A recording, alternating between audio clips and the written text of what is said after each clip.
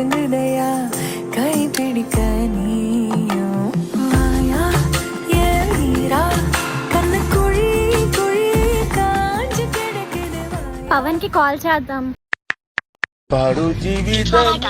ఇదేంటి బిజీ వస్తుంది? ఎవరితో మాట్లాడుతున్నావురా? నీకే కాల్ చేశారా? పింకీ ప్రామిస్. మీ ఫ్యామిలీ అందరి మీద ప్రామిస్. బేబీ ఒక్క ముద్దువే. రూమ్ లోకి వెళ్ళి చేస్తా 1 minute. హా సరే.